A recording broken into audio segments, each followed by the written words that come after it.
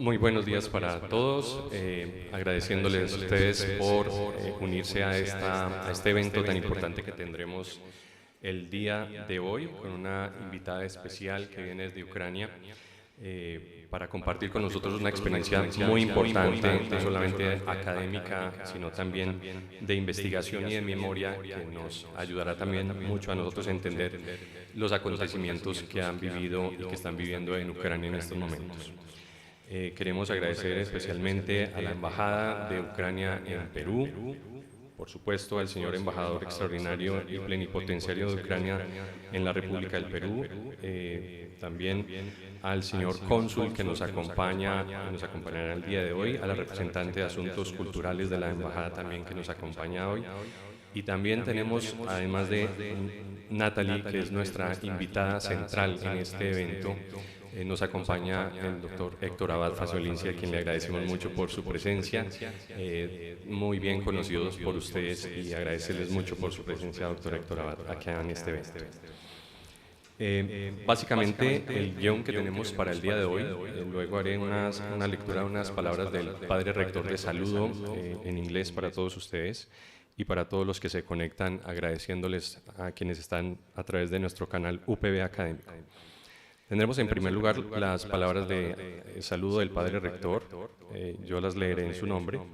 En segundo lugar, tendremos la lectura de la hoja de vida de Natalie por parte de Ana, que nos va a ayudar en la lectura de esta hoja de vida.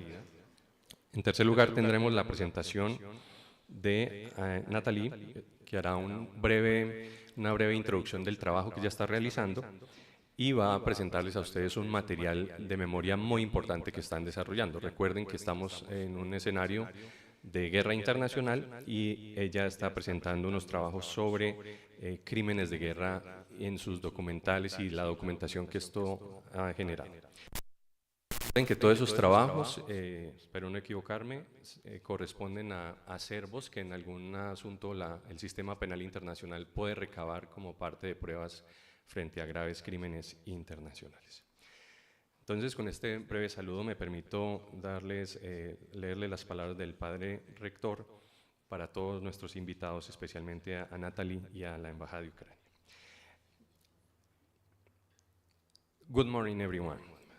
First, I would like to express my gratitude to the Embassy of Ukraine in Peru, to His Excellency Mr. Yuri Pulkivochik, Ambassador Extraordinary and Plenipotentiary of Ukraine to the Republic of Peru, to Consul Oleski, and to our special guest today, Natalia Gumenyuk, Ukrainian journalist and expert in conflict zone journalism, who joined us to share her investigative work of Ukraine and the construction of memory around war crimes. A special greetings to the directors of the School of Law and Political Science, the School of Social Science, the School of Economics, Administration and International Business, to all our undergraduate and graduate students joining us today, and to everyone tuning in via our UPB academic channel on YouTube. I would like to briefly address our international guests, the President of Ukraine, Volodymyr Zelensky, with whom we had a video conference last year, and all of you on three essential premises. First, the Pontifical Universidad Bolivariana reaffirms his constant commitment to humanism, the reflection of the need for peace and the contribution to the peaceful resolution of conflicts, including our own, which we have endured for many years. We are deeply aware of the humanitarian tragedy Ukraine is experiencing today in an international war.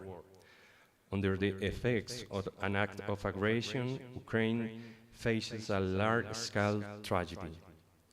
That's why, dear Natalie, the work you are presenting is vital as an exercise in historical memory and as an effort to raise global awareness about the devastating effects of arms conflict, which often disproportionately affects innocent people.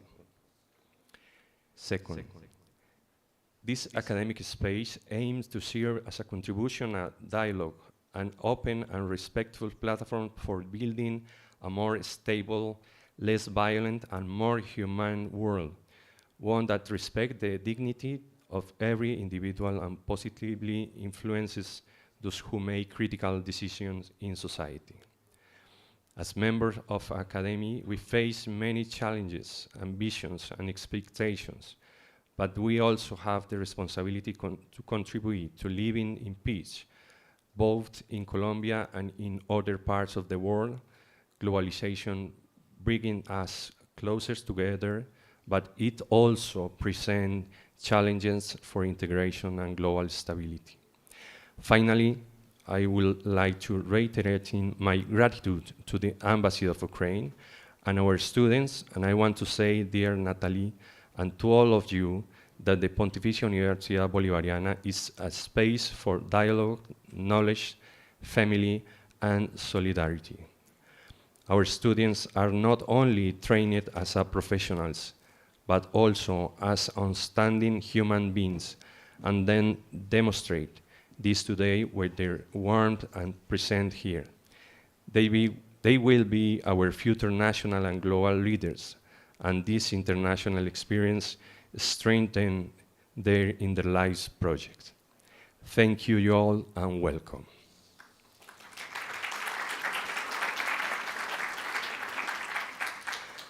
Now Anna is going to read the curriculum vitae of Natalie. Please.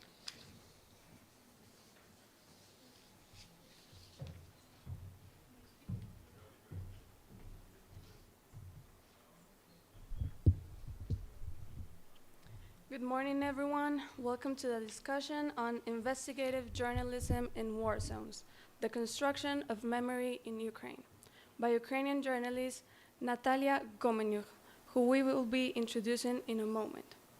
First, we want to say that on behalf of the faculties of political science, law, international business, economics, social communication, and social work, we are very interested in the current situation in Ukraine, and we are honored to have this approach with the embassy and with the person who does such an important work of historical memory as you do, especially on international war crimes, such as the one that unfortunately is being experienced at the moment. All solidarity with the victims and their family. We hope to share other spaces also with you and other visitors. Welcome to our faculty. Natalia Gomenyuk is an Ukrainian author and journalist specialized in foreign affairs and conflict reporting. She is CEO and co-founder of the Public Interest Journalism, which aims at popularizing best practices for public interest journalism in the digital age. She is co-founder of the Recognition Project, initiative to document war crimes. As an independent international correspondent, she has reported on major political and social events for nearly 60 countries. Since the start of the conflict in Ukraine, Natalia is reporting from the field, Maidan, Crimea, Donbass. Since the start of the Russian full-scale invasion to Ukraine, she has regularly writes for The Guardian, The Washington Post, The Rolling Stone, Die and Vanity Fair. She also provides commentaries for CNN, MSNBC, Sky News, Monocle 24, and The New Yorker. She is the author of the book The Lost Island, The Tales from the Occupied Crimea, based on 6 years reporting from the annexed peninsula. In 2015, she published the book Maidan Tahrir, In Search of the Lost Revolution, a collect of reportages from the Middle East researching what happens to the societies after the revolution. Since 2015 till 2020, she has been running an independent TV channel as an initiative of Ukrainian journalists to create public broadcasting in Ukraine, and internationally a news outlet explaining the Eastern European geopolitical storms in English and Russian. From April 2022 to the present, has worked at the Reckoning Project as a co-founder, editor, and senior journalist, where witness testimonies are collected in places where human rights violations, war crimes, and atrocities have occurred. a project where, along with lawyers, journalists, and filmmakers, works together to end impunity through courts of law, tribunals of public opinion, and available avenues of accountability. Since 2020 and to this day, she has also been the co-founder and CEO of the Public Interest Journalism Lab. Its main tasks are creating high-quality content to promote a constructive discussion around complex social topics and testing this context on audience before developing editorial strategies based on the research. She has also been part of other projects such as Thomson Reuters reporting long-term conflicts, civilian-military peace process, and the production of a documentary called On Duty, documentary series on key workers during the COVID-19 pandemic. The author has also been recognized with several international awards, such as Free Media Award in 2022, Democracy Award by the National Endowment for Democracy, also in that year. In 2020, honored to the Profession Award for the Best Documentary, 20 years since the murder of Georgi Gondes. In 2017, named as one of the News Europe's 100 top leaders, an annual list of Central and Eastern Europe's brightest citizens changing the region. And in 2009, nomination for Emmy International Award for the coverage of the war in Ossetia in 2008 by Inter TV as a member of the editorial team. Again, we thank you all for your presence, and especially our guest today. It's an honor to have you here. The stage is yours. Thank you very much.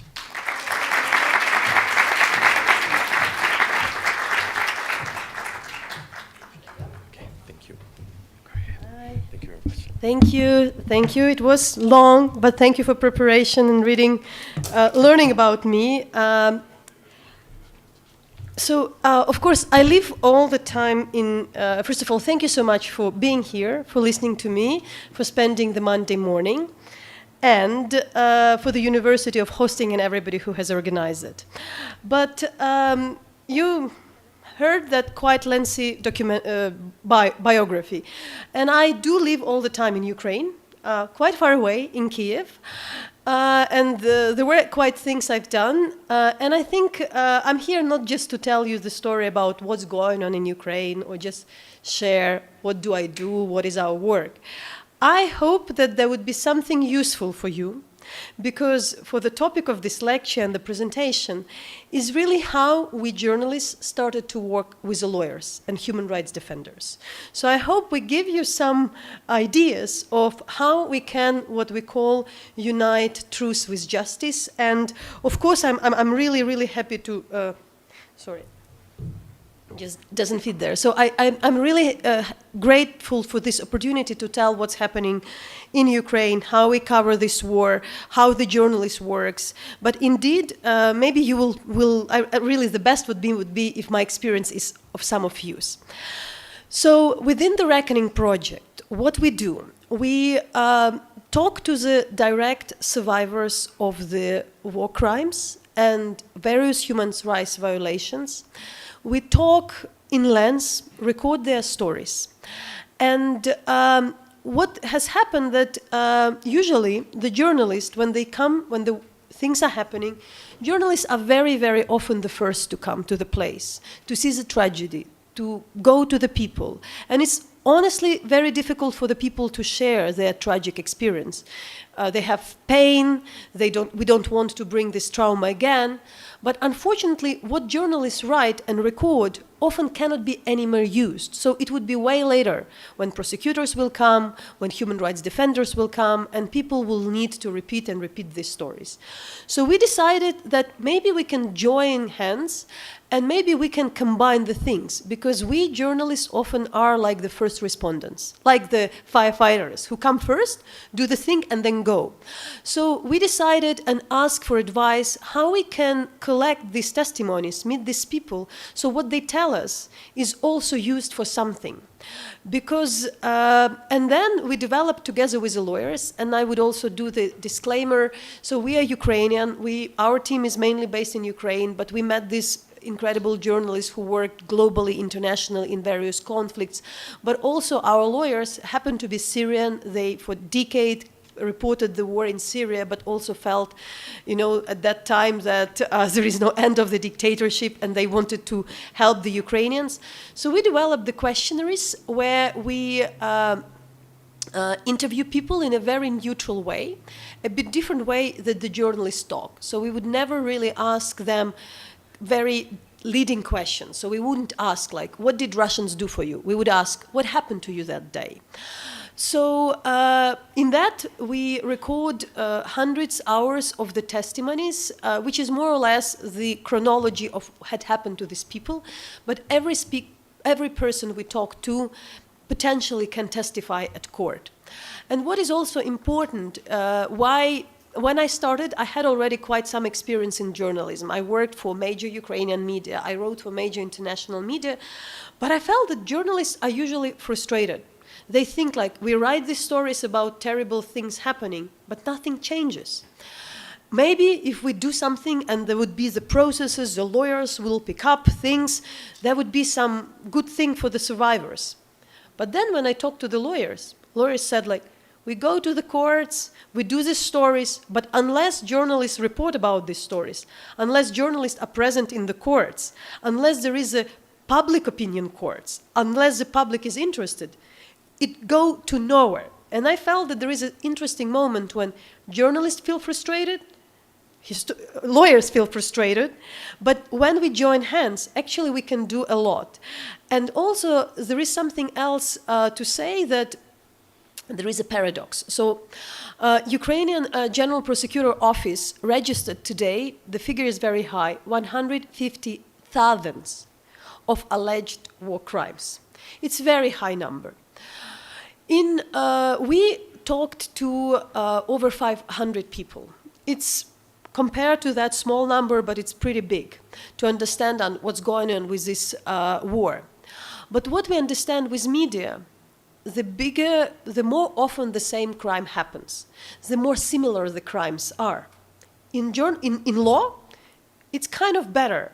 The similar crime, the similar ways of evidence, the more evidence, so the easier is to build the process to find the perpetrators. In media, it works totally opposite. The more similar crime is, the more often it happens, it's not in use any longer. Media newsrooms always search for something new. So we decided how we fight this paradox. And within this time, as I said, like, we started to prepare the articles. We prepared the articles mainly for international media, mainly in English, because that was kind of the first thing to do in the US, in Europe. The documentaries, you'll see the one. And later, for the second year of our work, we also started to publish these articles in Argentina, in Mexico, in South Korea, in South Africa. We went more global. Also later, based on the same testimonies, we do the books, and now the documentary theater play is developed. And also we understood that what we collected already can be used for the history. So what I say, we try to join the people whom Hannah Arendt named as the people of truth-seeking professions. The people who seek the truth, the journalists, the lawyers, and the historians. And I think when we work together, we really can do something better, because we are all very lonely in our professions if we don't help each other. And now I want to show the first video. It's 3 minutes. It just gives you a glimpse. It's a kind of selected short testimonies of some of our survivors. It's sad, but you students, you sometimes need to work with hard data. So we can now watch it, and then I'll tell further.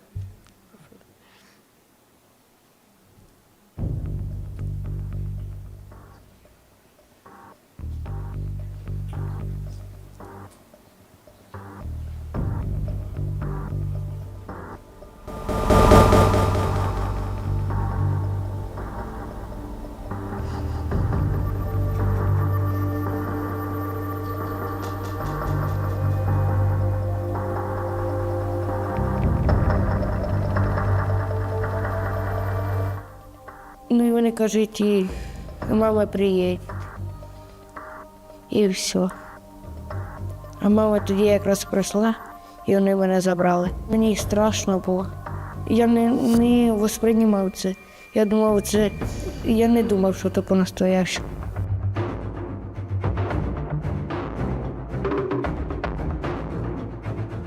Ту картину, яку побачила я, коли заглянула туди, де це спортзал, де сама більша кімната, оце справжнє пекло.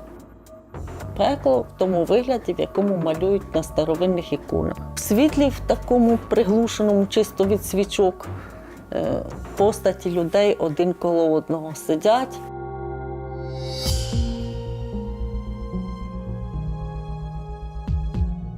Меня привели,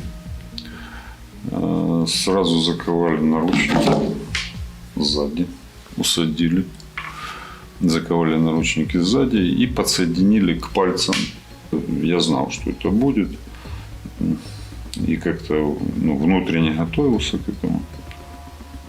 Но, тем не менее, я, честно говоря, думал, что это как-то не настолько болезненное ощущение. По 5-6 человек с резиновыми дубинками заковывают тебя в наручники, подключают электроток, поливают тебя водичкой и вот как бы выбивают из себя показания вот таким образом. Пытки электротоком называлось «позвонить Ленину» или «звонить Ильичу». Вся комната эта, она просто была заляпана кровищей.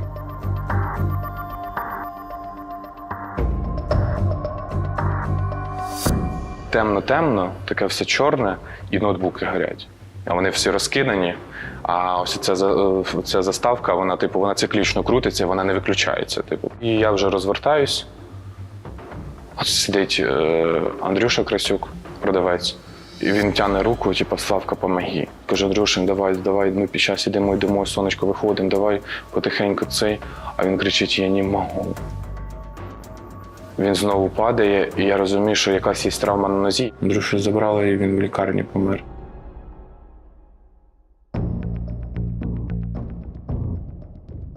Ну, на данный момент вы можете так видите, вот это все, это очень хреново на самом деле. Это все нефтепродукты. Там был пляж, там набережная, там вообще балдежно классно. Но на самом деле после потопления неизвестно, что там находится на земле. То есть они шминировали берег, и, соответственно, когда вода поднялась, все эти мины, вот это все, оно тоже поднималось, и неизвестно, оно осталось, не осталось.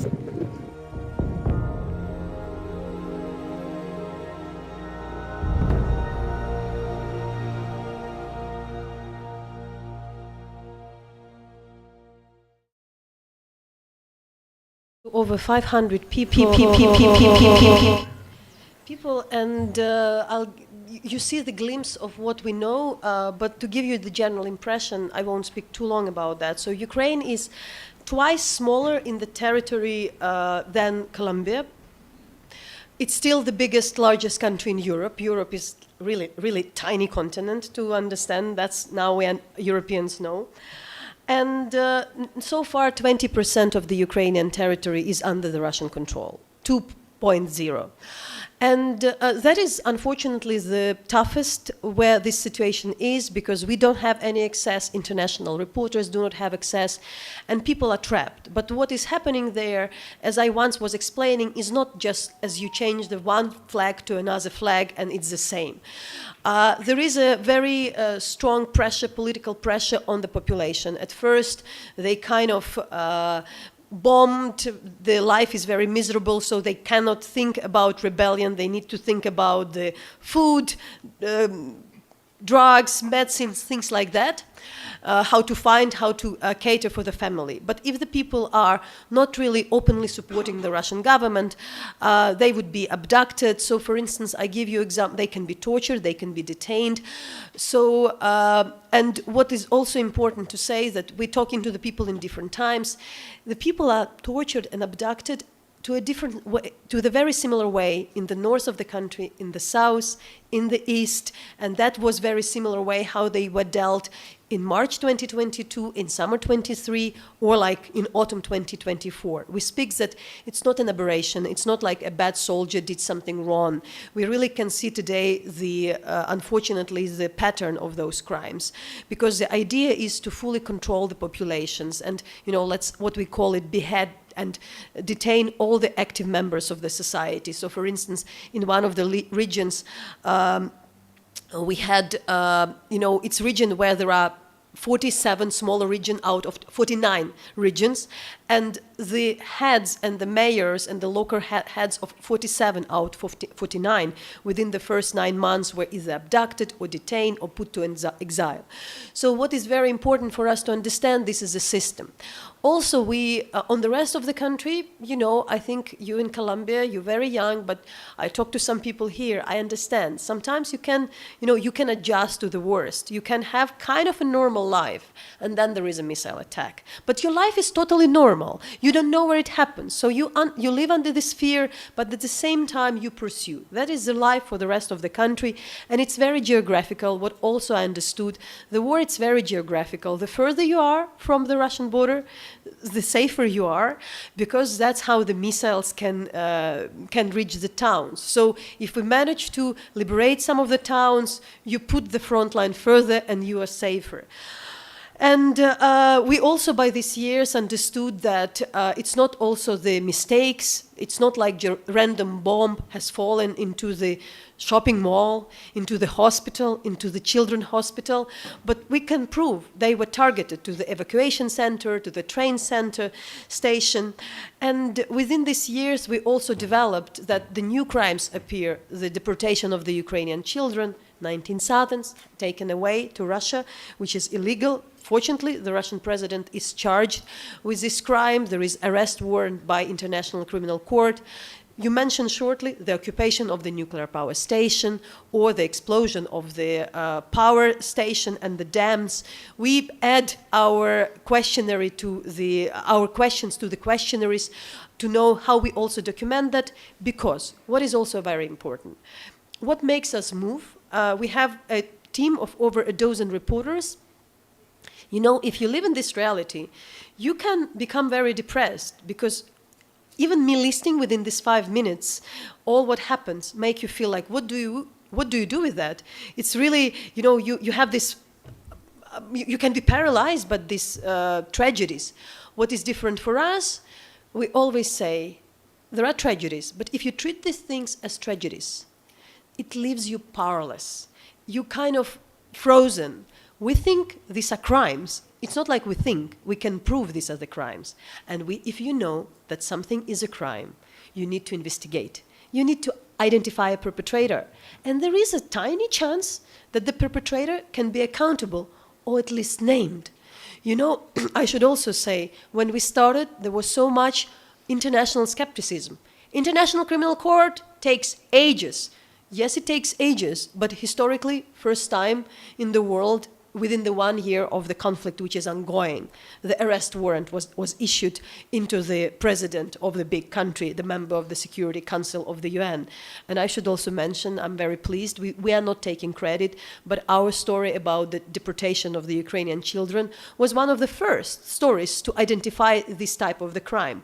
It was not just thanks to us. A lot of groups, a lot of prosecutors worked, Ukrainian, international human rights defenders. But we see that there is a result. Yes, the president of Russia is still in power in his country, but the world is smaller for him. He can't probably come to G20 to South Africa, to Brazil. He can't be somewhere, and there is this risk. So we always think that, which was also very, for me, important when I talk to my Argentinian colleagues, and they tell something which also very much relate to me. That in the court against juntas, a famous one, the prosecutors and the judges said that, people knew that not everybody would be punished for what that happened, but it was all about nunca más, never again, that we know that what our society don't want to have. That's why also for me it's a bit different. I have some senior colleagues who covered the wars in Rwanda, in Srebrenica, in Bosnia, and they always say about accountability for the past crimes. I always say that we work for prevention, because as one of our survivors, the person who survived the missile strike told, my life is, she happened to be a very religious person, and she doesn't believe in reckoning, in punishment.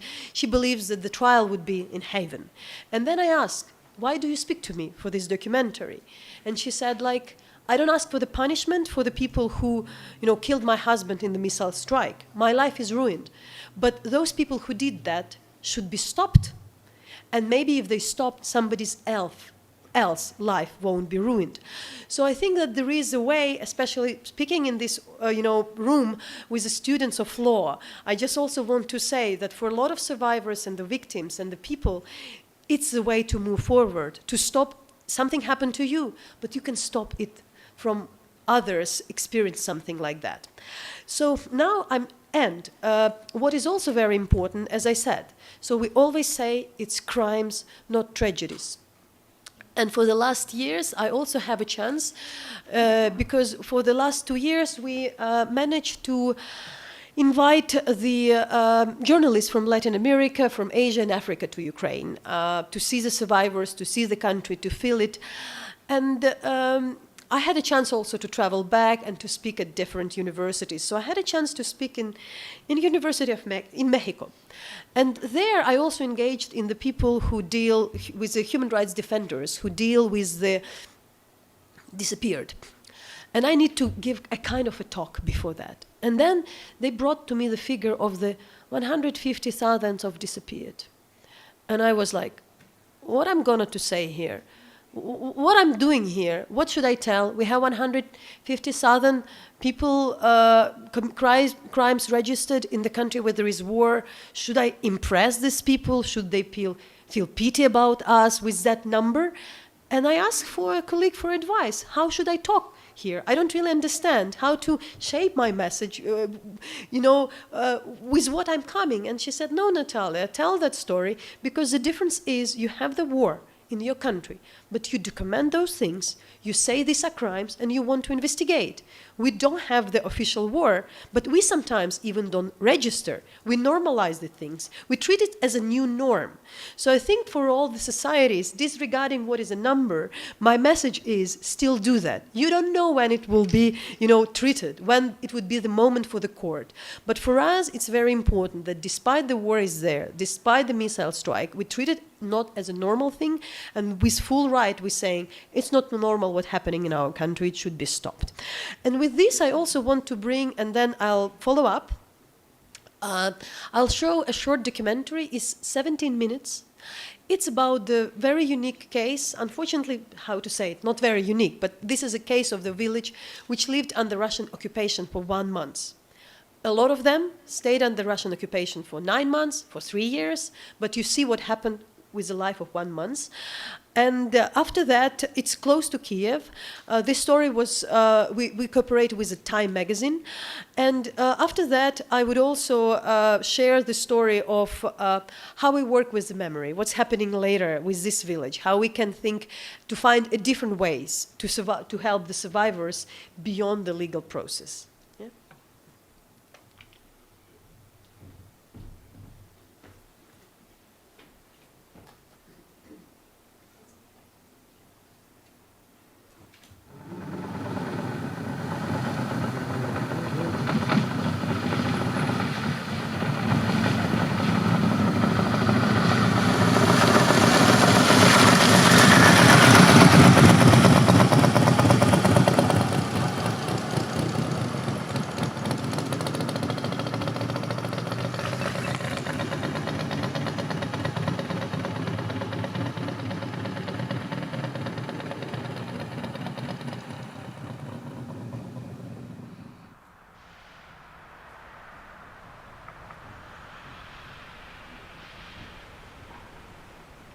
Таке я бачила такі в кінофільмах, в апокаліпсисі якомусь, тому що їх було настільки багато. Заїжджає техніка, гудить, по вулиці бігало багато людей. Це все було впереміжку із гувом техніки, і стрілянина, тому що вони стріляли безперервно.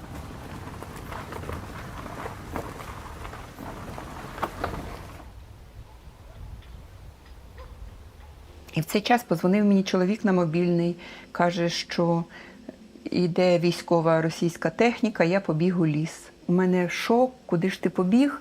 Я зразу в хату. Дід, давай, суп. Мусив варити суп. Кажу, у мене м'яса нема, хоч і було. Давай без м'яса. Ну що? зварив її. Понравилось. Вранці вони відкривають двері і кажуть, за 2 минути зібрати всі необхідні речі і йти в підвал у школу. Потім почали зводити наших сусідів перших привели під дулом автомата і почали зводити всіх по нашій вулиці, всіх людей.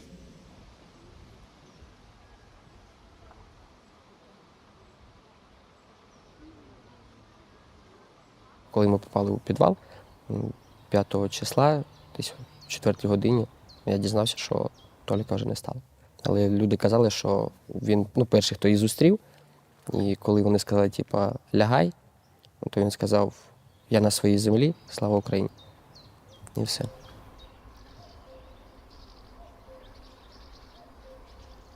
В підвалі померло 11 людей. І десь, от зараз 1, 2, 3, 4, 5, 6, 7. І десь 7 чоловік, це я знаю, що були розстріляні в Ягідному. Там може закрити, там з 10 до 4 ми сидимо просто у підвалі. Нам давали на 4 чи на 6 чоловік їхній допайок один. І просто в перші дні ми були голодні, холодні і хотілося щось одітися і щось поїсти. Ту картину, яку побачила я, коли заглянула туди, де це спортзал, де сама більша кімната, це справжнє пекло. Пекло в тому вигляді, в якому малюють на старовинних іконах. В світлі, в такому приглушеному, чисто від свічок, постаті людей один коло одного сидять, всі такі, з приреченим виглядом. Дуже багато людей один коло одного. Це страшно. І при тому, і на додачу до того всього, страшенна духота, і ти тільки в ту кімнату заходиш, і ти розумієш, що там нема чого. Туди йти не можна, там дихати нічим. І ще плюс той запах тих свічок, запах того погреба, запах людського поту і дихання, там невиносимо було. Скільки було людей в підвалі? Дітей, чоловіків і жінок? Дітей 76, а всього було 367. Десь у мене повністю списки є з цими людьми. Ще одна така проблема, як туалет. Це було так принизливо, якщо в спортивному залі, там, де велика кімната, ви ж, мабуть, бачили, там була невеличка, наче кімнатка, в яку могли зайти, там заховатися до туалету, то в нашій кімнаті не могли заховатися. Я сиділа біля дверей, і біля мене стояло це відеречко, в яке ходили. Дорослі терпіли до останнього, я розумію, що дітки бігали, а потім діватися нікуди, ходили дорослі. А були і дідусі, і бабусі, і молоді чоловіки, і діти, хлопці, дівчата. Це було соромно, це було принизливо, це було, я не знаю як. У мене мама води старалася не пити, бо їй було дуже соромно ходити. Не було гігієнічних ніяких, туалетної бумаги, як прямо сказати, не було ж у нас, то а в туалет же то треба ходити, то просили, що дайте нам туалетної бумаги, але вони нам її не дали, а принесли літературу, яку знайшли, там же в нас школа це ж була, то вони знайшли літературу. То це була не вся література, яку вони знайшли. Це була тільки українська мова, українська література, історія України. Як це може бути? Це ж не людяне, це щось звідкись це.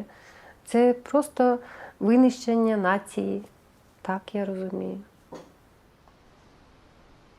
І вночі вмирали, і під утро, і тож до ранку людина то лежить, накриють і лежить, а тоді вже вранці просять, щоб винести. Виносили і в кочегарку, там кочегарка отож, шкільна. А тоді до людей в погріба носили сюди, поближче. А тоді просились. У нас такі 3 хлопця було, що вони на тачку і просилися в цих, і возили на кладбище. В одній ямі лежало 3, в другій 2 покійників. Ми почали хоронити їх. Я читав над ними молитви, так як священник залишився тут. І в цей час приїхала їхня машина, і буквально через 1,5-2 хвилини нас обстріляли. От туди хлопці падали у могилу, прямо туди до покійнику, в яму, щоб тільки якось захистити своє життя. А от тут оцих 2, а я саме якраз молитви читав над ними. То я підходила до них і казала, що кажу, вас тут ніхто не чекав, чого ви сюди приїхали? Ми приїхали вас освобождати від нациків. Я кажу, у нас єдине, що освободили від нашого дому. У нас, кажу, був нормальний, цілий дом. Лишився криші, кажу, нема вже тепер на домові і дирка в домові. Кажу, жити нам ніде. От ви от чого? От нашого жилья, кажу, ви нас освободили. Вони стоять, дивляться. Це не ми. Кажу, ну а хто ж тоді? Це ваші. За те, що ви краще живете. У вас ще й асфальт є. Ось, у вас ще й асфальт є. Да? І удобство в тому. Один даже день вони сказали, щоб вивчили, дали нам на листочку гімн Росії. І хто хоче додому, то хай співає гімн Росії. Але більшість, 90% сказали, що ми краще будемо сидіти тут, нікуди не підемо, але русський гімн петь не будемо. А що сказати за підвал? Підвал дихати було нічим. Там дитина була, Міненка, внучка. Там вся сім'я їх була, але ця дитина, їй було, мабуть, ще не було 2 місяців. Ви можете представити? Дихати нічим. Як та дитина плакала, це страх. Воно не плакало, воно таке було, вже взагалі, вроді би, кончалось. Так от, такий вирекс, таке все, його і так, і сяк, і все. Оце страшно. Мене покликали, і він питає, що вам нужно здесь? В чому ви зараз необхідність нуждаєтесь? А я йому кажу, немає дитячого харчування. Є маленькі діти, але їх нічим кормити. Що ще треба? Памперси треба, вологі серветки треба, митися немає змоги. Он, хорошо. Я это привезу.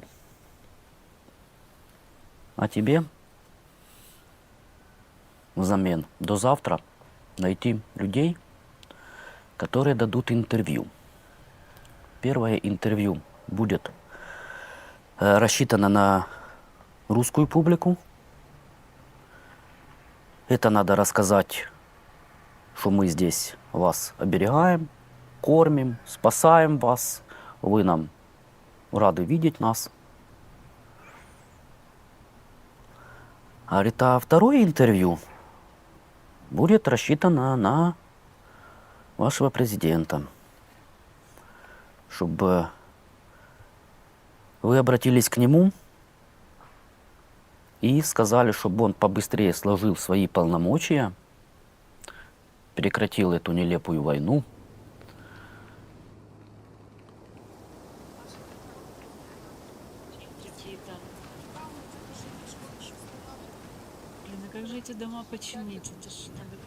У їх був штаб в школі, і вони весь час там були.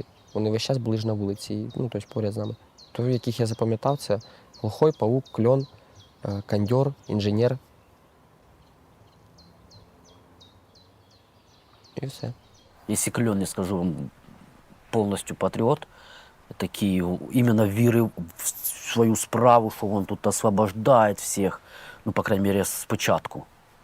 Потім трошки вже розумів, куди він попав. А павук більш адекватний, він на початку взагалі до людей майже не виходив. А кльон не казав, на яких війнах він був? Ні. Це, ну, воно відбите. В його, мабуть, якийсь комплекс, недостача то ли внимання, то ли, ну, в дитинстві було, або він любитель контролю. В його постійно скандали були зі своїми. Вони, ну, однаково по званню. Він що зробив, типу, йому не сказав. Все, там починається. І як павук уїжджав, то тоді там у нас були адські дні. Оце наша дорога від дверей і до туалету, за що ми бігали. А немцы сидели там, где зеленая дверь. Немцы. И они вот там по той двери на крылечку там курили всегда, даже не ходили. Ось наша. Ця фотографія була зроблена після того, як російські відійшли. Як ми телефони куди? 30-го числа. Першому. Ми вирішили все одно, що ми ночуємо всі тут, тому що не знаємо, що... По цим ступенькам ми біжали, як оглашені в підвал, коли що. Оце дирка та, що ми, щоб воздух шел. А, ведро осталось одно. Да ты что? Ну? Можно закрыть двери? Кастрюля и ведро. А, и надо, вот, смотрите, с одной и с другой стороны списки убитых и календарь. А ну закройте двери. Дивіться, тут Вот это календарь, это списки убитых. це з цієї сторони ті, хто померли в підвалі, з цієї сторони, хто загинув під час окупації, кого застрелили. И дата когда. Так, давайте садиться. Далі, правда, поки ще не победа. Да, пока ну все равно, встреча. Живые, уже полпобеды у нас. К этому идем, стремимся. Полгода, день в день. Ровно с 27 по 27. Чи не время в время. Не чувствую. Не дай Бог.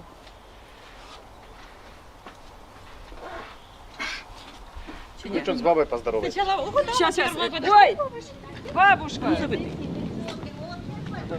Знаете, помните, сидели вместе в подвале? Да.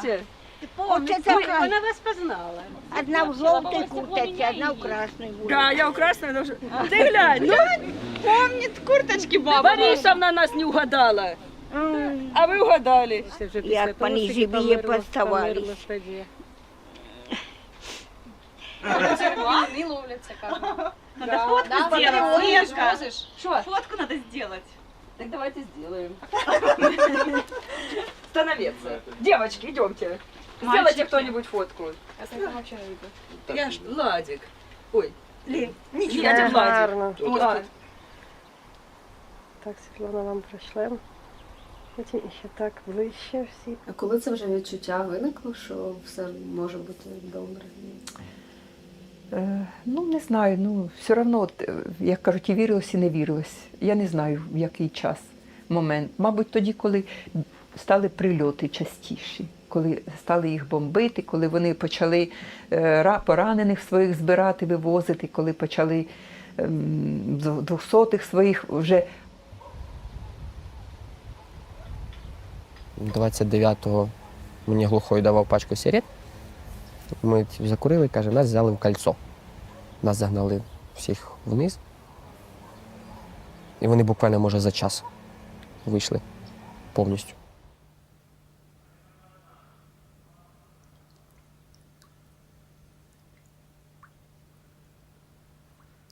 Уже ж сидимо і чуємо, що їде техніка, їде, звідси віддаляється. Ну, звук же ж чутно, що звідси виїжджає.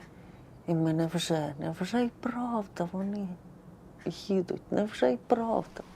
А потім уже дядь Вітя Міненко вибив двері, ми просто вийшли на вулицю. І що побачили? Нічого, пустота, птички прилетіли. Ми стояли на вулиці, і тут хтось із хлопців каже, що наші, а вони виходять з лісу. Не отсюди з дороги, а з лісу. І видно, що перші йшли розвідка, то що вони йшли пішком, без техніки. І були в цій розвідці, ми почали їх обнімати, плакати, кричати. І в цій розвідці були, що Всі вони добрі. Я побачила їхні очі. Вони всі добрі, наші хлопці, саме кращі. Їх очі добрі, лиця добрі. Я не знаю, такої армії немає, як у нас. У нас не хлопці, у нас орли, соколи у нас. Щоб ось така жменька, і не вооруження не було. Вони голодні були, але вони стояли, вони погнали. Тому що це українці наші є, українці. Ще не перевелись козаки на Україні. Там були дівчата, там були пожилі солдати, там були і летіли лелеки. Вони йшли, і над ними летіло 3 лелеки. Отак низько, прямо над ними. Це було таке видовище, що це тільки магічно може щось бути. А вони як ушли, то 30 березня, і то я вже виходжу ночі, курю, то ж приємно, що їх немає. А то представ, там без світа там сиділи. Ой. А це вже сиджу, зірки побачив за місяць. Наче таке простеньке, а так приємно.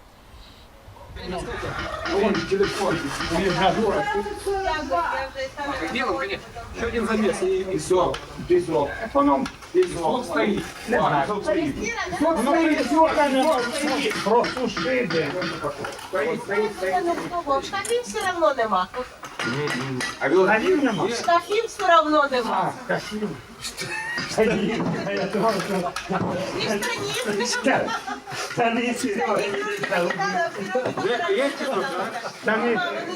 Викинули штафів.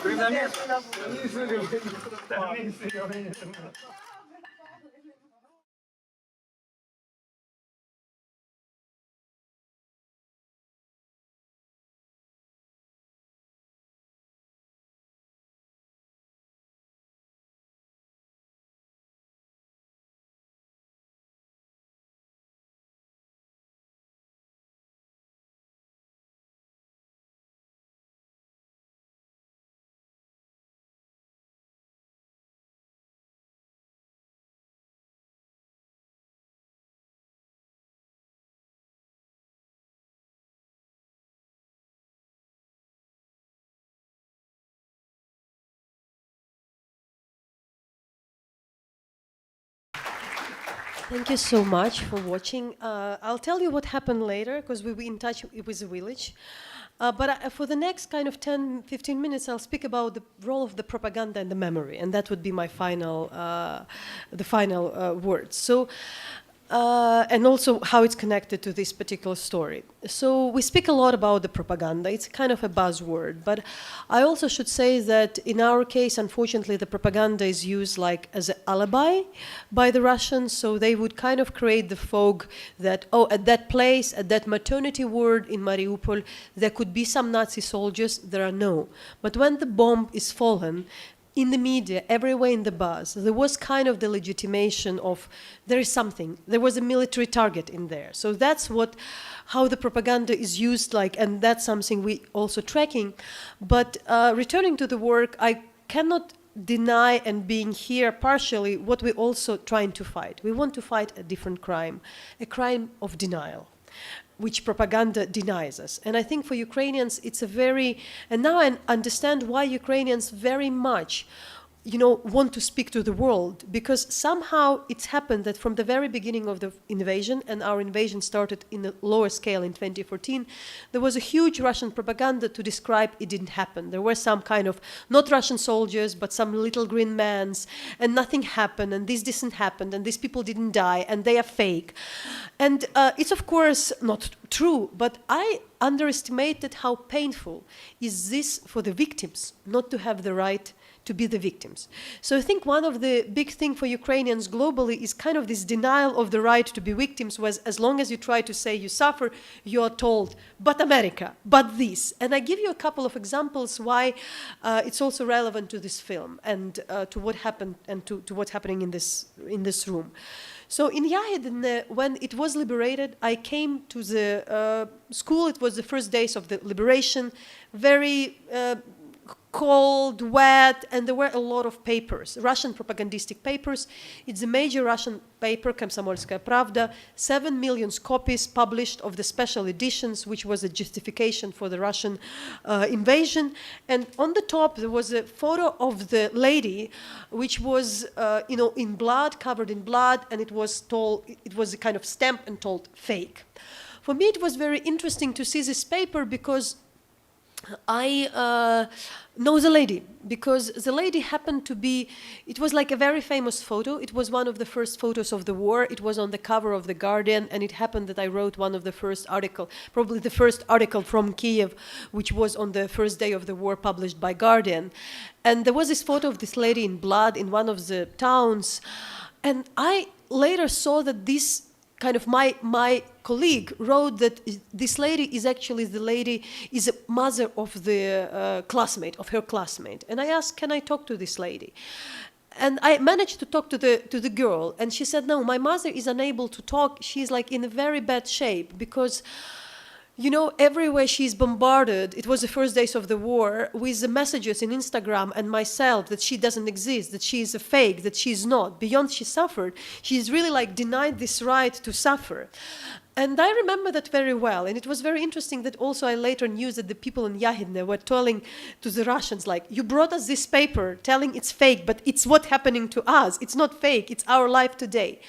But I give you a different example. So we have also here Senor Hector Abad, who was in Kramatorsk in 2023 and survived also the attack in which our colleague Victoria Amelina, a Ukrainian writer, had died together in the pizzeria which has been shelled.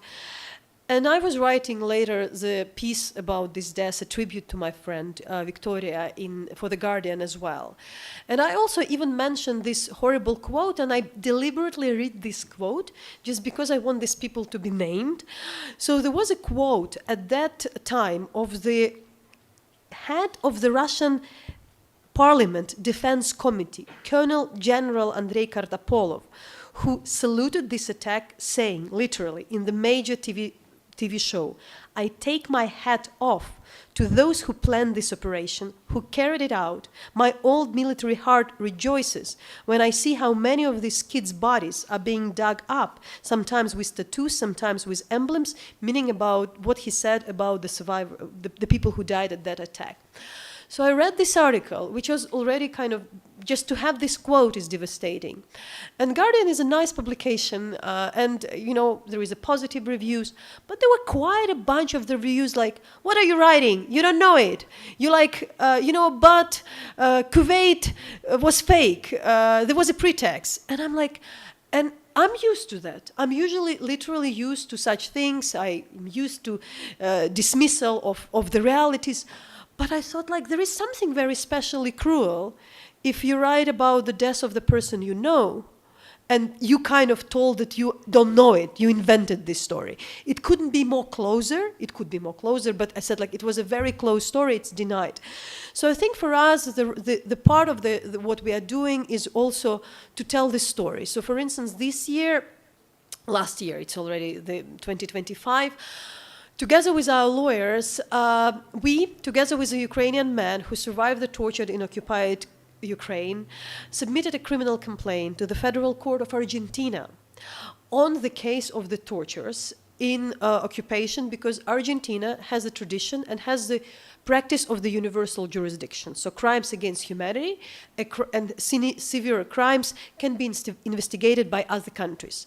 Our logic is to say that, first of all, there are so many crimes committed in Ukraine, we ask the other countries help us to investigate, to share the burden of that amount of the crimes. But also for us it's important, and I would remind that our lawyers are Syrian, to tell this story outside of Europe, to tell this story outside of US, and telling that disregarding what your views are, the crime is a crime.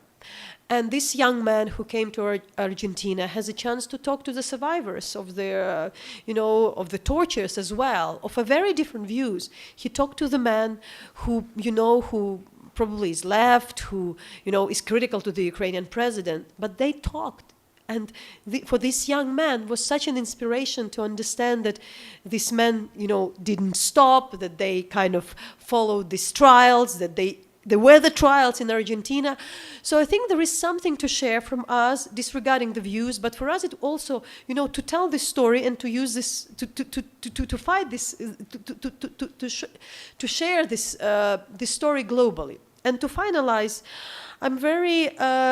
we also understand that at this stage, also for us very important, not to create too much expectation about the justice. And we also understand that if media create too much expectation that the justice is just when the dictator is in the orange robe in The Hague, that's the end of it. We really understand that in between the trials, in between the process, there should be something for the survivors. We need to talk to them. We need to remember. So, for instance, take this village of the Yahidne. It was liberated 3 years ago. It's very close to the Ukrainian capital, an hour and a half drive, very safe. So there are a lot of delegations coming, the school, very clear object. And it kind of became a bit of the attraction of tourists, and it's painful for the city, for the people. There is this man who has the keys, and every delegation come, and he tells this story. Just a month ago, one of our journalists went to go and make this story and said, how is it for you?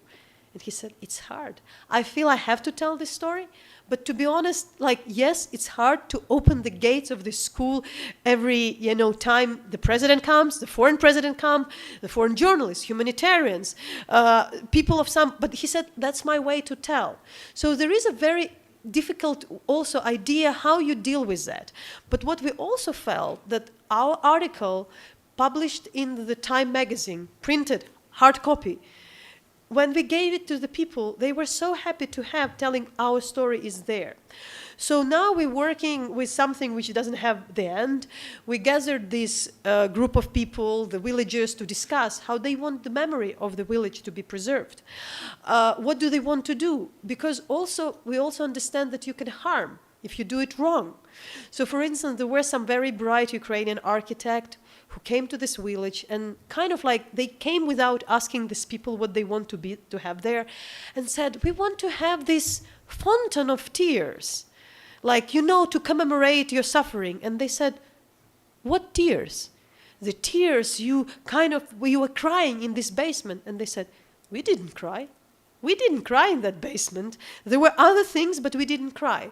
But what was very interesting that after we talked, we have the moderate kind of town hall type of conversation with the survivors, with the villagers, with the facilitators, saying what do they want to do. And it was very important that they said that we actually want that it's not that our village isn't become the place of sorrow. It's not a cemetery. It's a very tiny village. It's 350 people. We don't want our village to become the cemetery. We want it's remembered what it was before, and we also want that resilience of the people is commemorated. We want that there is also the tribute to those who helped, who cooked, who talked, who helped the others, those survived. We want also to show that this is a place where we survived. So I also think that there is a lot of ways how we need to deal with the tragedies. We can complain, we can cry, we can be sad, and we are. To be honest, we are. But I also think that there is a lot we can do, and that's what we are trying to do. It's a work in progress. I sometimes still shocked, and I'm finalizing already, but I had a chance to talk to my colleague in Georgia, a very famous reporter. Georgia, the country in Caucasus, former Soviet Union country. Russia has occupied part of the Georgia, but there was quite a short, a bit like a weak war in 28, sorry. And the Georgians are the people, the main thing for them is dignity. So I know very, very well that this war is very important for them. The Russian occupied their land, that would be the part of their identity. But now they have the different kind of prime minister, pro-Russian prime minister, who kind of try to, play politics.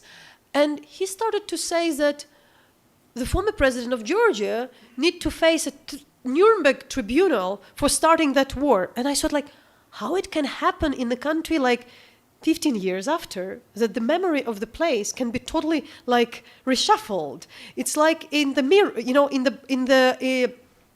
in the Black Mirror. So I think it's also, for us, it's still very important to understand that what we know would be preserved. It won't be manipulated, because it is important for the people that what has happened remained, and also to tell that without overdoing. And I still give the final thoughts, because I also try to work with the history. It was very interesting that I started my talk that the journalists should cooperate with the lawyers, but also with the historians, because there is also the limit to how much lawyers can do. So while investigating and researching how the places are, preserved, how the memory is preserved, I read a magnificent book of the American journalist of the Latvian origin who reported on the recent trials of the Nazis and in her native Latvia. And there was a very clear case that there was a mass grave and the mass murder of 40,000 Jews in one of the particular small town in Latvia. But in the criminal record, there is the prosecution of particular man in charge for the murder of 20,000 people. 20 and 37,000 people were killed, historians believe. And the question is, what happened to the 17,000? Did they disappear? Because the person was charged for the murder of 20,000, but people know that 37,000 were killed. And the answer is, the prosecutors has the evidence for 20,000. It just happened. Often the evidence is not there. So I think there is, for me, to summarize it, there is no one way. We all do our part. The journalists, the lawyers, the historians, and with one particular reason, for the survivors. Because my summary today is, and there are a lot of conferences, discussion, what you should do, what is the justice, and my usual answer is now, do something. I'm literally say, do something. Just do something. That the victims and survivors feel that they're not abandoned and lost. For somebody, it's historical record. For somebody, it's a place of memory. For somebody, it's the case. For somebody, maybe it's a case filed in Argentina, it won't be opened, but he knows he made his best to do that. So I think it's something which I want to finish, and I know where I am. I'm for the second. I arrived yesterday night to Medellin. It's a very interesting place, and to be honest, I'm always inspired by the places where the hardship had happened. I'm going further to Cartagena, but I'm kind of more interested to be here than in the beach, because I think there is something in that. When we were working on this movie with the American editor, we did everything the editor just accepted. And she said, why these people are laughing? Why these people are laughing? They lived through the tragedy.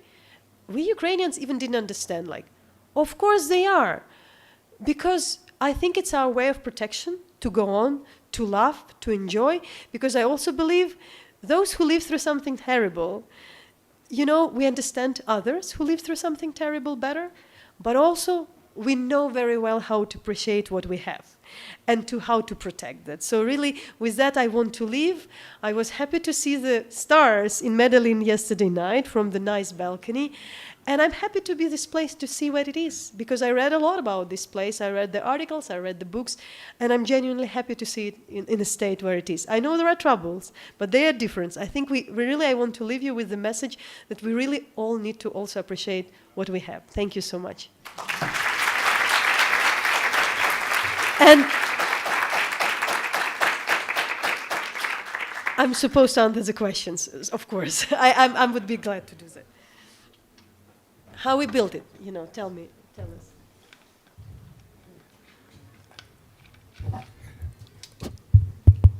Thank you very much again. Thank you, Anna Sofia, for introducing to our special guest. Now is the space for questions. Anybody wants to ask questions, raise your hand.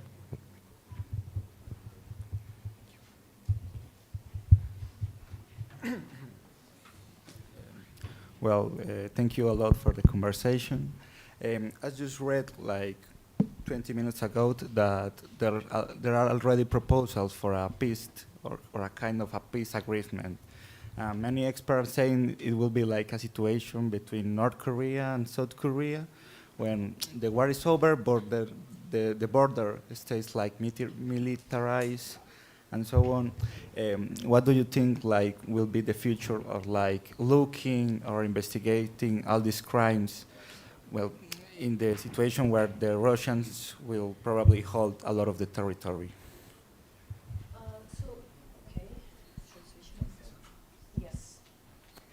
Thank you for the question. So first of all, I think we should be patient, and we will be patient. The negotiations won't last fast. They'll take some time.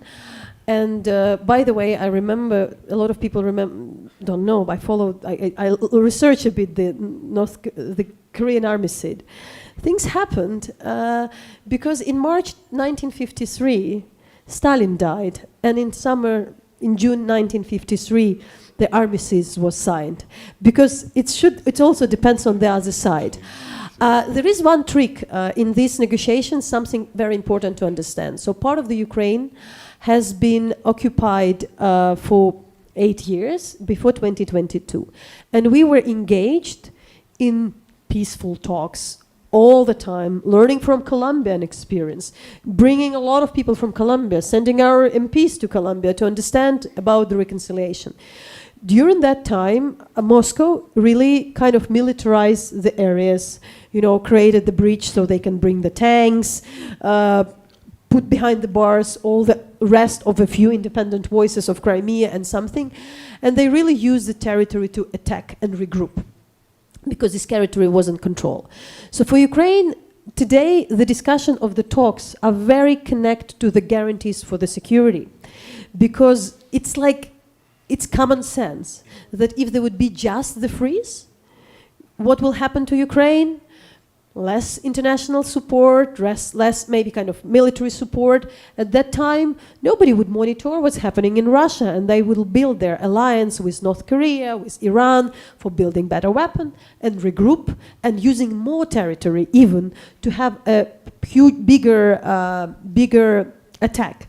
So for us, it's not about like compromises, negotiations, and all these things, unless there would be the discussion about any basic guarantees. In South Korea, there were 150,000 American troops. So far, 70 years later, 35,000 of them remain. It's not even discussed. So I think we need to be very patient with this discussion, because for Ukraine, again, it's like we may compromise, but we should really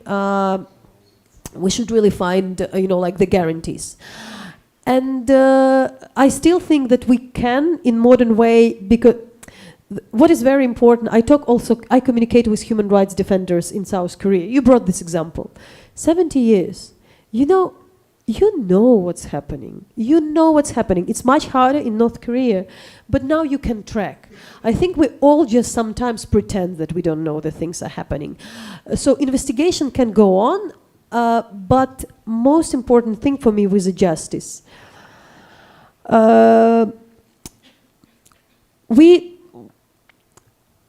One of the towns, Bucha, which is just a suburb of Kiev, of Ukrainian capital Kiev, survived. It's kind of the pivotal. It's symbolic as a place of the biggest, the worst, let's say, crime. 340 people were killed out of the small town. A lot of them, with their hands tied, and they were executed. And I talked to the priest in that community, and he said something very important, that, we all Ukrainians understand that all the perpetrators won't be punished. But at least there should be some justice, like partial justice. Because if we don't do anything, if we just forget, you push the society to the revenge. And that's not what we do. So I think for us, it's not our way. That's what he said. So I think for us very important is not to forget the accountability, the idea of the accountability, because if there is no accountability, the revenge will come. And accountability is the only civilized way to canalize your revenge. So I do think we need to work hard on bringing it. And I do think it's possible. It's also a great exit strategy for Russia, because now you can say the whole country is guilty for supporting this regime. Okay, identify some perpetrators, so they would be the scapegoats, but they at least would be the scapegoats. So I think in the end, accountability is good for some of the perpetrators and for the society, which kind of like supported those perpetrators, so that some would be named, so we shouldn't forget. So it's a long question. I've spoken about the accountability, but also about the armistice, which I'm honestly extremely skeptical so far at this stage. Yes. Hi, my name is Samuel, and he's my friend Esteban, and he wanted to ask something really specific. First of all, thank you for the talk. It was really helpful for us. We are journalism students. And the question is really simple. How can we get support to become a conflict journalist? He is currently conducting an investigation in Catatumbo in Colombia and Venezuela. And it's challenging to go to such areas without any backing. Plus, there's basic issues for us to try make things different, and is the basic support, eating, the living, and those kind of things. Thank you. I wanted to work in kind of humanitarian missions, be the conflict reporter when I was still very young, and it was very exotic, because before 2014 in Ukraine we didn't have the war. Our last war was Second World War. So it was not popular, it was pretty unusual, and people didn't treat me seriously with that.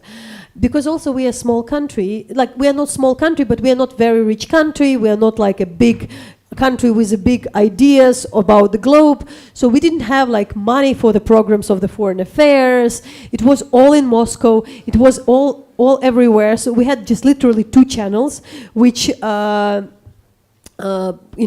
proper foreign news. And to be honest, like I needed to make a lot of sacrifices. A lot of people told me, do political journalism. There you'll be famous. There'll be better paid. There'll be something. And I really denied and did like very low profile work for quite some time. Also being a freelancer, which was like quite a complicated thing. Unfortunately, I said like I dreamt to be conflict reporter, but the war came to my country, and that's not something to be envious.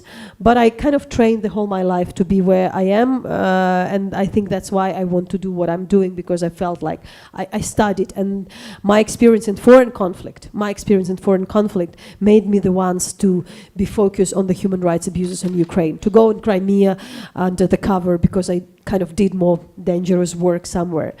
But I think something very important, it's very responsible. The work in the conflict, it's dangerous, but it's also responsible, because you talk to the very vulnerable people. So I think the first part is really you try to work with any type of human rights violations everywhere. Learn how to deal with the people who survive tragedies. There is a lot of classes about that. There is of knowledge. And after that, you'll understand how to do something else. I think it's really not the good way to start and to test. I don't discourage, but I should say here you do have a lot to learn, and how to deal and how to tell. So how to tell about the story of your city, how to speak about the survivors, how to investigate. And after some time, you can do the other things. But I think if you're in Colombia, as a Ukrainian, it won't be very much, you won't have always much of the support. It's not CNN, it's not BBC. It would be always secondary. The domestic news will be the first, the politics would be the first. And what is also important, to tell the people about the foreign places. People are interested in domestic politics by default. The only reason to find the way to tell about the foreign war or the foreign land, you need to be much better. Your story should be better. You can't just do the story and consider, can you imagine like every single publication yesterday and today would write about the migrants returned from the US. You can write it with mistakes. You can write it in the most boring way, totally chaotic. People still will read it. You can't do that with foreign reporting. It should be really, really, really good. See.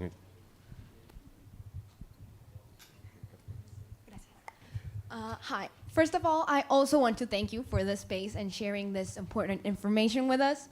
I am also a journalism student, and I wanted to ask you if you think the international media, because since you told us that local communication channels and journalists are banned or censored, if you think international media is actually doing a good job covering the conflict, or if they're maybe just telling generalities to the public, and if you think it's important to like hear firsthand the voices of the people who are experiencing the conflict. Thank you. I should give a credit. There is, because we were like all our correspondents before 2014, before 2022 even, they were all international correspondents. His bureau is in Moscow or in Warsaw. They were parachuting to Ukraine. They didn't know the country. They were coming for a short period of time, and generally the part of the coverage of Ukraine was like very cliche, very cliche. I'm repetitive. It's a town of Medellin. You kind of imagine what are the cliché about this town globally. Always the same, especially if it's not like an experienced, nuanced reporter who know the place and who is very careful. But I'm also very grateful. I also say that because Ukraine is accessible, it's still democracy. You can travel there easily. Yes, it's dangerous. You don't need the visa. You can travel. There is a trains system, restaurants, life. So it's not like Syria used to be. It's not Iran, it's not North Korea, not Yemen, it's not Gaza where you weren't able to come. So in fact, most of the correspondents who can't go elsewhere go to Ukraine, and I'm grateful for that because it still kind of creates the general thing.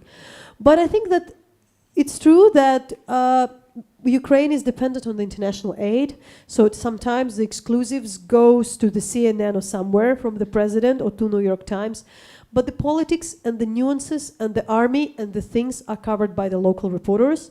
There is a better participation of the local fixers and producers working with the foreign media.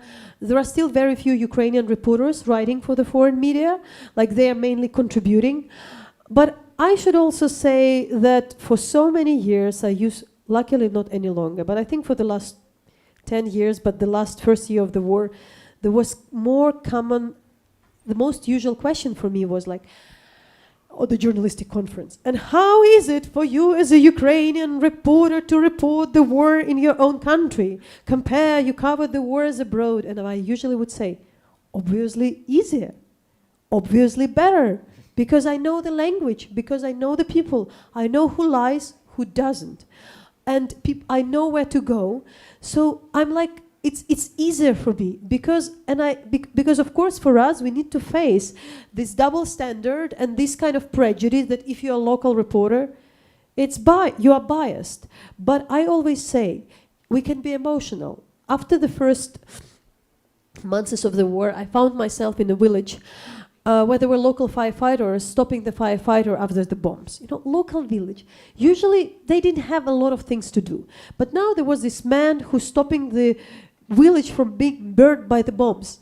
And I came there, this man started to cry. Probably I was the first reporter they met. And were they emotional? Yes. Were they doing their job? They were. So I always say, don't deny my right to my profession. I can remain professional because if you ask this question, if somebody asks this question, I know that some journalists becoming propagandistic, emotional, but my thing is like, still we have the tools and that's what I'm teaching, that's what I'm saying to my journalists.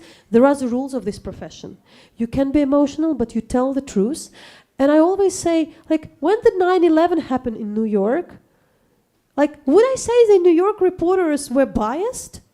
So I wouldn't read New York Times and I go to The Guardian? No, I would read New York Times because they know the better. So if I'm coming here, I'm sure that there are reporters in Colombia who know the situations here way better than any foreign reporter. So I think it's very much to get this credit. I think we Ukrainians still are fighting for our right to be treated seriously with our stories. I hope we're doing a bit better now. But I don't want you to discourage. There would be always this competition between the foreign press and local press. I'm wearing the both hats. But I think like I know how hard it is for foreign reporters to understand the situation, to persuade the editor back there that this story is relevant, that it's interesting, that it's not domestic politics. But also I value a lot the work of the local reporters, and I think there should be some combination. Okay. Last three questions. One lady at the end. Yes. Okay. Okay, I wanted to ask about the political and the impact of news on today's battleground. Right now, after 2024 full of elections, including the US election, well, all the politics and how we handle all this war is different. So right now, I wanted to ask, what is the battleground for Ukraine news and for international news on this new place where Donald Trump is president, where now Erdogan is part of Turkish politics, where things like Milei or Meloni in Italy are rising as a far right. Right now, what we can expect on the solutions on Ukraine's war, and most important, what is the impact of Ukraine right now on the politics of around the world? Okay. So, as a Ukrainian, I would say, I wouldn't ever say that Ukraine is the most important country in the world, that Ukraine is important. You have your things to do, you have your other ways. But maybe Ukraine is not the most important. The war against Ukraine is important. And that is differentiation, because this war is about the sovereignty. It's really unprovoked aggression. So out of that, you know, I'm kind of, as a very liberal person, but also coming from Europe, we're kind of a bit paralyzed with like what this president speaks about the Greenland. You know, because for us, it's something which shouldn't be told. You know, you don't change the borders of the country with a military force, or you don't challenge the borders based on history, because all the borders of all the countries are contested. If you open this Pandora box, it's crazy. We agreed to live in the world when it doesn't happen. Because also, if you agree that a bigger and mightier country can occupy the land, the part of the other country, what is the world for all the world beyond the three big countries? You know, so I think for us it's very important. Also, for us, I'm speaking about the accountability. Look, we couldn't defend human rights in Chechnya, in Syria, in a lot of other places. In Ukraine, the terrain is open. There is a political will of Ukrainian government. There is a legit political civil society. There is a society. There is a prosecutors. There is access to international bodies. And for me, the question is, if we are unable to defend the rules and the laws, in the situation where we are all understand it's clear-cut case, where we are all together, when there are some resources, do they matter at all? Because there won't be a better situation when we can speak about kind of stopping. So I think this is important. It's really more about the rules and the world-based order.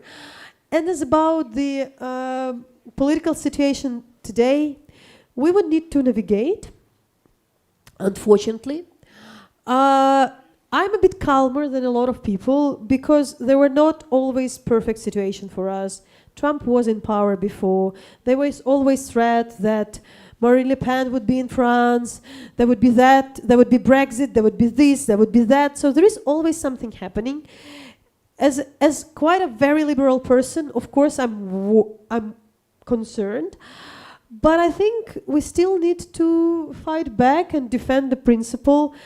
It shouldn't be very much partisan. It's not like we need to stick to the rule that like the enemy of my enemy is my friend.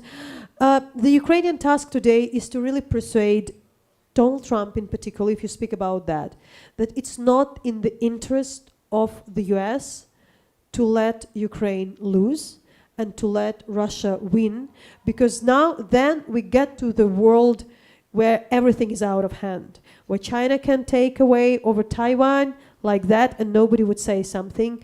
Yes, Guyana There was some talks, it stopped, but who knows? You know, so the defeat of Ukraine really creates a very, very dangerous precedent, while also the victory gives a lot of hope that things are possible. And that's why I remain hopeful, but that won't be easy. As I earlier mentioned, let's appreciate what we have. We still have a lot. Miss? Hi, I'm in the third semester of social communication. I'm journalist. I would like to know how propaganda made by Russian celebrities is handled in the country, or how Ukrainian citizens take it. For example, the retired UFC fighter Khabib has held conference with the victims of the clash. I would like to know how this type of propaganda has been handled and how journalists can handle the information appropriately. I think the propaganda played really, really pivotal role for us, unfortunately, because we have a very democratic protest in Ukraine in 2024, when Ukraine defended its elections in 2004, defended its elections because, you know, like a liberal politician has won, while the pro-Russian candidate under the rigged election lost. And he was backed by Putin back then. And since then it started that on the Russian television, Ukrainians were for decades dehumanized. You know, like they were told, like, these are the people, they're crazy, they're Nazis, they're something. I found out, being in Latin America for quite some time, for many times, that Ukraine is actually to the Latin American standard, to be honest, like this kind of like a very moderate central left country. It's kind of more liberal and leftist rather than any country in Latin America, to be honest, just because of the political tradition. But the whole globe thinks we are right and conservative. What is considered conservative here, ultra-conservative, is totally marginal. It's unaffordable. It's impossible in Ukraine. You know, like, to be honest, like something which I hear in... So I think like they created this idea that there are this kind of far-right people living in Ukraine, which also made the world tolerate the annexation of Crimea in 2014, but also part of the world to find an excuses for the war 2022. But I think we're kind of a bit vaccinated. People are very clear that the propaganda is there, that it's possible to call the black white and the white is black. And but for me, very important that the propaganda is very different in war and fully authoritarian states. It's one way, and it's different in kind of more democratic places, because in the places like Russia, like North Korea, it's very clear. It's mainly done by the control of the population when there is no alternative, and you just kind of tell a total lies and create a total fake version of the world, you know, where the victims are called perpetrators and the perpetrators are called victims. You cannot do that in the countries like yours, or like in Germany, or like in the US. What you do, you disrupt society, mainly create incredible polarization, and finding a particularly vulnerable things which are sensitive, and try to sow division, to misuse these divisions, to misuse these problems, to create such a, like, overblow them, so the part of the societies do not talk to each other and start to believe in kind of the mythical ways of the others. So I think it's different. It works with a confusion and disruption in the liberal world, with money, with kind of with algorithms of the social media, with creation of the idea of kind of like created consensus that somebody brings some crazy idea, and then the trolls come there and the bots comes and people think it's normal. So you think you are all alone with your common sense and you think you are crazy, not them. So I think like there are a lot of other ways. For us it's a bit different. So we have a lot of like also inside domestic political propaganda in Ukraine, which is brought into the Ukrainian domestic news, creating the conflicts on the questions of mobilization, of the corruption, of other things. Sometimes they're just, sometimes they're overdone. So it should be very, very tricky. And there is this different way. When you really use a propaganda, which is not just a propaganda, it's really call for extortion of the people, call for the, you know, murder, when the CEO of the RT, Russia Today, would just literally call that Ukrainians should be dead, they should be, starved to death, they deserve to death. It's something else. And the difference is this lady, it's not just an average troll. She is running the major operation which is directly connected to the state. So I do think it's very important to differentiate, no one way, but for the societies like yours, you should just, I think the major thing is to bring the constructive conversation over a sensitive topic, not allow to disrupt the conversation and create extreme polarization in your society over the important and sensitive issues. Thank you. Miss and Sergio, and the last question, Paulo. Hi, my name is Veronica. I'm also studying social communication and journalism, and I wanted to ask more about your own experience as a journalist. So I assume you have faced death threats for the work you do, am I right?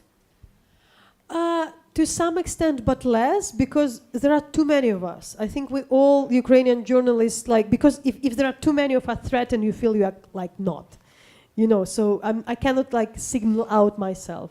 I'm not in a better or worse position than many of my colleagues. So if that's the case, what impulses you to pursue the objective of giving voice to the victims despite your own security and the security of your peers, I assume, because you work with a team? It's very... it's in fact very, you feel you do something for people. I think if you see the results of your work, if you can help one person, I think you can, it really moves you. So I'm very inspired. I'm very inspired because we talk to I think the difference is, and this is also the difference I feel being a Ukrainian journalist in my country or coming somewhere. Sometimes I see that not all, but some of the Western reporters, when they come, they look at the people and they say, "Oh, poor you." Pity. They pity these people. I always, when I meet the people in troubles, I'm so surprised how they come through that, how they pursue, how they build up. I'll talk to the family. The man lived through the tortures in one of the towns. He escaped. But they opening the underground kindergarten in the city of Zaporizhia, which is quite a dangerous place. And 1 year they built a kindergarten, now they're building the school. And this guy was abducted, tortured, and then you're thinking they lived through something, but they are gone, they are pursued. So I think and I don't think you can be tired of this inspiration. So these people give us so much power and strength to pursue that we are, I believe I'm in pretty privileged way, and I think that there is a point of duty. So if you heard that story, I think it's your duty to tell that story. It's something you passed on, and if you can do that, it will be the good results. And I'm finalizing with something else, but I really want to mention that because I was asked this question about, the settlement with North and East. It's too often people say that, no, you now have a very, rich, well done, one of the richest countries, South Korea. But when you talk to some of the South Koreans, they tell, but we were just lucky, and our luck comes on the expenses of those 25 millions of the peoples who are living for 70 years in the horrible environment. So I also think that if you consider yourself a citizen, I think you bear responsibility, because you are lucky today, you won't be lucky tomorrow. And if you want to be cared later, you need to take care who are behind yourself. So I think that that's something which moves us. And but again, we see the worst of the people, but we see so much good in them. That's really moves you, very strongly. Thank you. Sergio. Okay, hi, my name is Sergio. I am a political science student. First of all, thank you for the presentation and the talk. And I want to ask you this. Why does the Russian government and army feel the need to perpetuate war crimes against Ukrainian people, despite the fact that the Russian government itself says that Russians and Ukrainians are brothers? I think that it started with the idea, I think that we couldn't diminish the idea of the Russian imperialism. It's fascinating. We kind of to see, because I also didn't know to extent how important it was. So it's not like the Soviet Union that Russia wants to rebuild. Really, if you listen to their rhetoric, it's this 19th century idea of the Russian Empire, the great power, which, you know, so I think that they unfortunately were not able as a society after the fall of the Soviet Union to find the peace with the idea of that kind of past. Because if you don't offer anything for your people, the only thing you suggest is this greatness in the past, even it didn't exist. So I think that's part of the thing, and they bought to this myth. And the second role is also very kind of psychological. It's the idea of the bully. So you know what bully does? Bully, he comes to the people, but if a person if the person resists and doesn't succumb, this bully becomes like outrage, and I think at this stage it's just revenge for not kind of subduing. But for us, you know, we don't really want to be we won't leave. We don't want to be killed. We don't want to be tortured. We don't want to be second-class citizens. So it's very normal. You just don't want to be considered the second-class human. That's why Ukrainians are resisting. And for the fact that somebody resists the bully, they go on. It's not about, you also understand that you're from political science. It's a lot about geopolitics. But to some extent, there is something very psychological about the idea of the abuser of the great scale. So in this regard, Russia behaves as an abuser of the great scale, and they want to punish these kind of things because you don't listen to me, I'll punish to you. But, you know, like for us, it's just like, I don't know, I'm not saying build the world, but the only thing you think like we can't deal with your psychiatric problems. We just need to find the peace and find the safeguard and protect ourselves and our families. Thank you. Paul. Thank you. So we here in Colombia, we understand that an inner conflict brings war crimes for both sides. What are you doing in your position to fight those war crimes that probably Ukraine is committing without they wanting to do it? So it's not like we ignore them. I would say that we would expect that there is one type of the crime the Ukrainian might commit. By that time, it's possibly that not all the Russians prisoners of war are kept to the extent, you know, like they're actually taken care okay, but we don't know what happens in the initial stage when they're caught. But this is a very specific theme of the prisoners of war. But what is different, you know, Russia occupied the Ukrainian territory. Russia subdued the Ukrainian land. Ukrainians defend own land and own people. We don't really fight on the Russian territory. There is a tiny part of the Russian territory where we're fighting now. But I think Ukraine decided to have this kind of like showcase that we treat well the local population. So it's really disproportional. So I won't say we would ignore. I should also say if there would be the missile strikes or attack or disproportional attacks on the territories occupied by Russia where, I don't know, Ukrainian missiles target something and people were hurt, that might happen. So I won't take the kind of like, nobody died on the hands of the Ukrainian soldiers. That's not really true. But this is the type of the war where the Russian fights the war against the civilian population. And the war crimes is a tool of how to subdue this population. Ukraine fights the war against the Russian army, where the major goal is just to push them away. We don't deal with the local population on that territories is the same Ukrainian population. Okay, we have just last question quickly, please.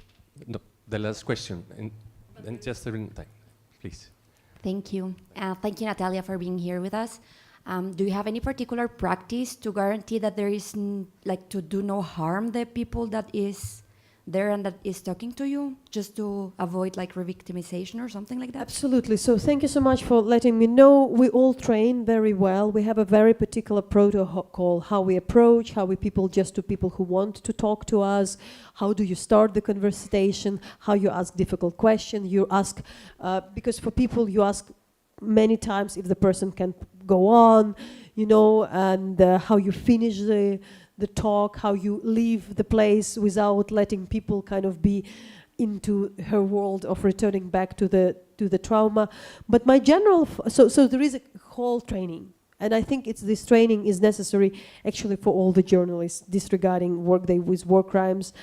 But I really still insist that there is a healing, there is a healing effect of talking right, so you can do harm, but you can do good, because what I understood later, that when people tell the story in the right way, and when you tell this story, you allow survivors to become the witnesses of what has happened. Because before the story is told, I think they live with this cloud of pain, and we help them move from this cloud of pain, which is very hard to verbalize, to tell the story where they can separate themselves from that, see that it's said, told.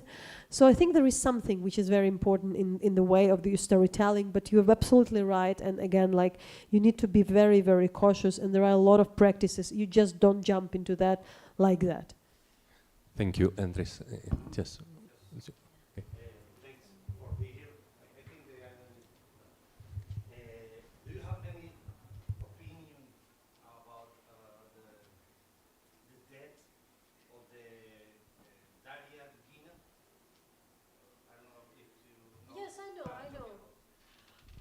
Look, it's what I know that she died in this attack. Yes, I have a very strong opinion about her father, to be honest, who is literally fascist. You know, like what he's done, like what his rights. It's kind of such a classical fascism that you cannot really tell. You know, like he's enabling the Russian discourse of the occupation, and you know he calls for genocide. So that's the point. Was she the part of him? How she's instrumental in, you know, in him. That is a war going on. We don't know who is responsible for her death. It's still the investigation. I don't think we'll know very much soon. I think that the best way is to if somebody is responsible for some crimes or something, there should be the court. That's something I would prefer. Unless it's, of course, the military battlefield, because there is no court, but then military fight against the military. Okay, thank you, Natalie. Thank you very much for your time, and for the people who join us through the channel of the UPB, and dear students, Dr. Abad Faciolincia, thank you very much. The Embassy of Peru, the Ukrainian Peru, thank you very much for your cooperation. Natalie, thank you very much. Thank you very much. See you next time, and see you in another situation here at the university, talking about any other problems in the world. Thank you very much.